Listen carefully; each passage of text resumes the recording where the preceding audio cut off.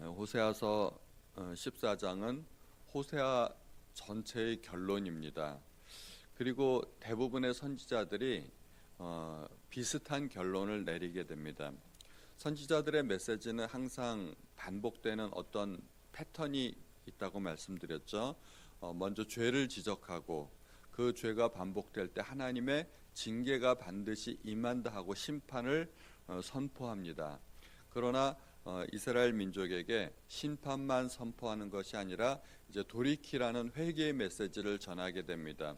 그래서 그들이 하나님 앞으로 돌아오고 회개하게 될 때 하나님께서 회복하여 주신다는 회복의 메시지로 또 끝을 맺게 됩니다. 오늘 호세아서의 메시지가 그런 내용입니다. 하나님의 회복의 메시지가 있고 그리고 돌아오라는 회개의 메시지가 있습니다. 1절에 보면 이스라엘아 내 하나님 여호와께로 돌아오라. 이것이 총체적인 결론이죠. 반복해서 나오는 이야기입니다. 돌아오라는 것입니다. 오로지 돌아오는 것만이 해답이고 방법입니다. 그들이 어떠한 방법을 써도 군사력을 의지해도 외교력을 의지해봐도 방법이 없습니다. 하나님께서 심판을 내리시겠다고 작정하면 피할 수 있는 길이 없습니다. 그냥 하나님 앞에 돌아오면 되는데 그들이 그렇게 하지 않았기 때문에 결국은 나라가 망하게 되는 것입니다. 1절 후반절에 내가 불의함으로 말미암아 엎드러졌느니라. 엎드러진다는 것은 이제 나라가 망한다는 뜻인데 나라가 망하는 원인은 불의하기 때문에 하나님을 떠났기 때문에 그들의 악행 때문에 나라가 망한다는 것입니다. 그러므로 어떻게 돌아와야 할까요? 하나님은 돌아오는 방법을 아주 자세하게 말씀해 주셨습니다. 2절에 너는 말씀을 가지고 여호와께로 돌아와서 하나님의 말씀을 가지고 돌아오라는 얘기입니다. 하나님께서 이미 많은 말씀을 주셨고 그 말씀에 대한 반응을 보이라는 것입니다. 하나님의 말씀에 대한 반응은 순종밖에 없는 것이죠. 그래서 하나님께서 이렇게 말씀하셨으니 이제 우리가 이렇게 하겠습니다 하고 그 말씀에 대한 반응을 보이라는 것입니다. 일단 먼저 입술의 열매로 고백을 해야 됩니다. 뭐라고 이야기를 해야 될까요? 2절 후반절부터 3절 마지막까지 모든 불의를 제거하고 하시고 선한 바를 받으소서. 우리가 수송아지를 대신하여 입술의 열매를 주께 드리리이다. 우리가 앗술의 구원을 의지하지 아니하며 말을 타지 아니하며 다시는 우리의 손으로 만든 것을 향하여 너희는 우리의 신이라 하지 아니하오리니 이는 고아가 주로 말미암아 긍휼을 얻음이니이다 할지니라. 그 할지니라 앞에까지 이렇게 말을 하라는 거예요.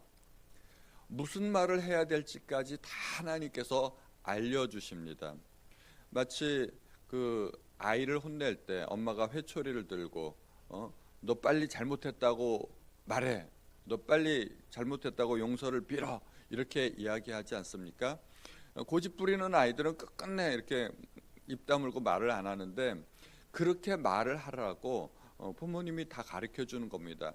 빨리 잘못했다고 말해. 그렇게 이야기할 때 아이가 잘못했어요 엄마 이 한마디만 하면 용서가 된다는 것입니다.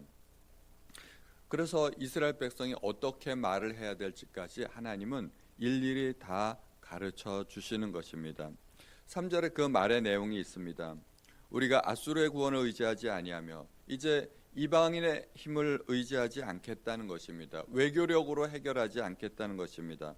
말을 타지 아니하며 이제 군사력을 의지하지 않겠다는 것입니다. 우리가 국방력을 키워가지고 외국의 침략을 물리치겠다 이런 생각하지 않겠다는 것입니다. 또 다시는 우리의 손으로 만든 것을 향하여 너희는 우리의 신이라 하지 아니하오리니 이제 다시는 우상을 만들지 않겠다는 것입니다. 이렇게 정치적인 힘을 의지하지 않고 군사력을 의지하지 않고 우상을 만들지 않겠고 이렇게 하지 않겠다는 것입니다.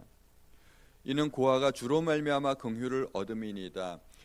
힘없는 고아, 아무것도 의지할 것이 없는 고아들은 주님의 힘으로 말미암아 은혜를 받듯이 우리가 그렇게 될 것입니다 하고 그렇게 고백을 하라는 것입니다. 그렇게 하나님께서 회개의 방법까지 다 알려주시면 하나님께서 보이실 반응이 있는 거죠. 그것이 4절부터입니다. 내가 그들의 반역을 고치고 기쁘게 그들을 사랑하리니 나의 진노가 그에게서 떠났음이니라. 이미 과거형처럼 이야기하지만 그렇게만 이야기하면 나의 모든 진노가 풀어질 것이고 그들과의 관계가, 이스라엘과의 관계가 속히 회복된다는 것입니다. 그렇게 되면은 관계가 회복될 뿐만 아니라 실제적인 어떤 결과가 나타날 것입니다. 그것이 5절부터죠. 내가 이스라엘에게 이슬과 같으리니 그가 백합화 같이 피겠고 레바논의 백향목같이 뿌리가 박힐 것이라. 하나님은 일단 이슬과 같이 되신다고 합니다. 팔레스타인 지역은 연평균 강수량이 매우 적습니다. 우리나라는 겨울에는 눈이 오고 여름에는 비가 오고 그래가지고 강수량이 굉장히 많은 편인데 팔레스타인 지역은 우기만 빼고는 매우 건조한 편입니다. 그래서 농작물이나 식물들이 새벽에 내리는 그 이슬로부터 수분을 흡수해 가지고 살아갈 수 있다고 합니다. 그래서 이슬까지 마르면 정말 아주 극심한 가뭄이 되는 것이죠. 엘리야 시대에 비가 내리지 않고 이슬도 멈출 것이라고 이야기했는데 그것은 정말 하나님의 극심한 심판을 보여주는 것입니다. 보통 비는 내리지 않을 수 있어도 이슬은 항상 있는데 이슬까지 멈춘다는 것은 엄청난 하나님의 심판이죠.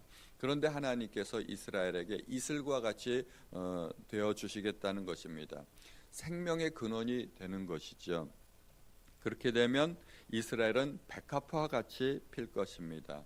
백합은 이스라엘 민족에 있어서 가장 아름다운 꽃으로 상징되는 꽃입니다.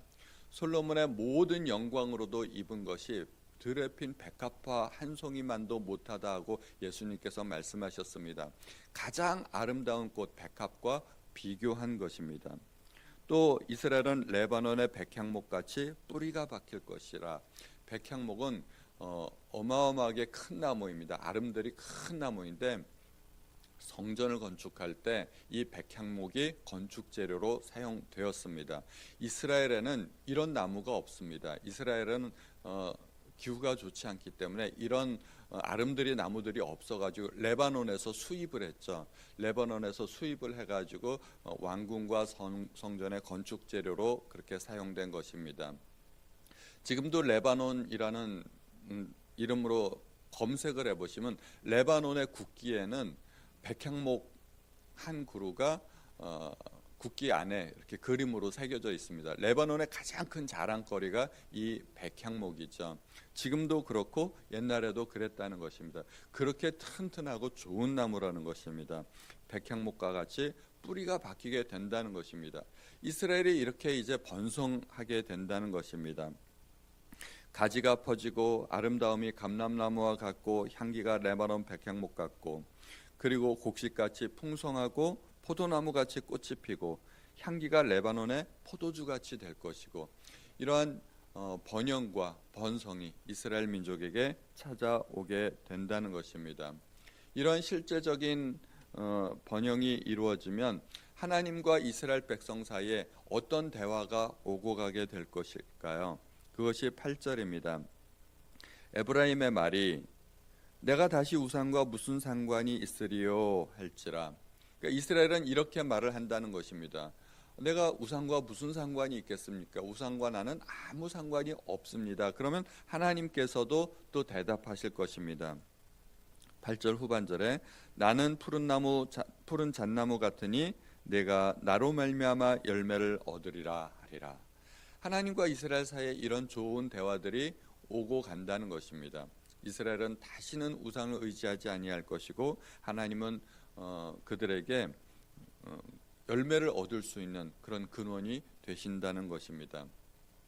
결국 이스라엘과 하나님과의 관계는 회복될 것입니다. 회복되는 유일한 길은 오직 하나님께로 돌아오는 것뿐입니다. 그런데 이게 우리한테는 너무 쉽지 않습니까? 우리는 이미 다 알고 있기 때문에 이스라엘도 망했고 유다도 망했고 그들은 돌아오지 않았기 때문에 망했습니다. 우리는 이미 역사적 사실을 알고 있기 때문에 우리에게는 이게 굉장히 쉬운 것처럼 보이지만 그들에게 있어서 이것은 굉장히 어려운 일이었습니다. 왜 수수께끼가 그렇지 않습니까? 누군가 수수께끼를 냈는데 답을 모를 때는 너무 어려워요. 답을 모를 때는 너무 어려운데 답을 알고 있으면 에게 그게 그거였어. 별거 아닌 것처럼 그렇게 생각이 됩니다. 우리는 답을 알고 있으니까 우리에겐 쉬운데 답을 모르면 너무 어렵다는 것이죠. 그래서 이게 비밀입니다. 근데 정작 우리의 삶을 돌이켜보면 우리도 사실 별반 다를 바 없습니다. 우리도 살아가면서 많은 실수를 저지르고 실패와 어려움들이 있지 않습니까?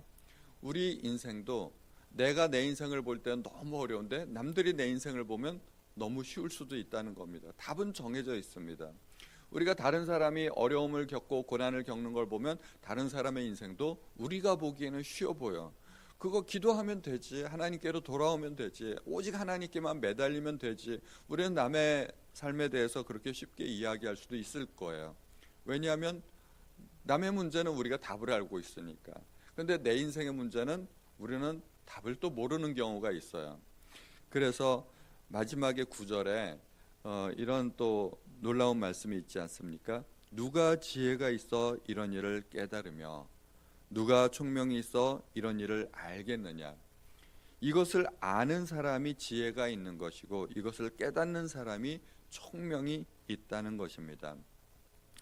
다시 말해서 이것을 깨닫는 사람은 지혜 있는 사람이고 이런 일을 아는 사람이 총명이 있다는 것이죠. 그래서 우리는 모두가 지혜로운 사람이 되어야 될 것입니다. 이것을 깨달을 수 있어야 됩니다. 깨닫는다는 것은 이 말씀이 나의 말씀으로 적용될 수 있어야 된다는 그런 의미일 것입니다. 우리는 어찌하든지 하나님만 의지하고 하나님 앞에만 매달릴 수 있어야 되겠습니다. 어떠한 일이 있든지 그 즉시로 하나님께로 돌아가야 합니다. 하나님께로 돌아가는 것만이 그것이 답이고 그것이 지혜로운 것입니다. 우리 모두 하나님 앞에 돌아갈 수 있기를 우리 주님의 이름으로 축원드립니다. 함께 기도하시겠습니다. 하나님 아버지, 오늘도 하나님께서 저희에게 말씀을 주셨습니다.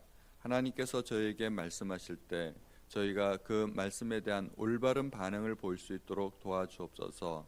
저희에게 지혜를 주시고 총명을 주셔서 이 모든 비밀을 깨달을 수 있도록 도와주시기를 원합니다. 모든 말씀 우리 주 예수님의 이름으로 기도하였습니다. 아멘.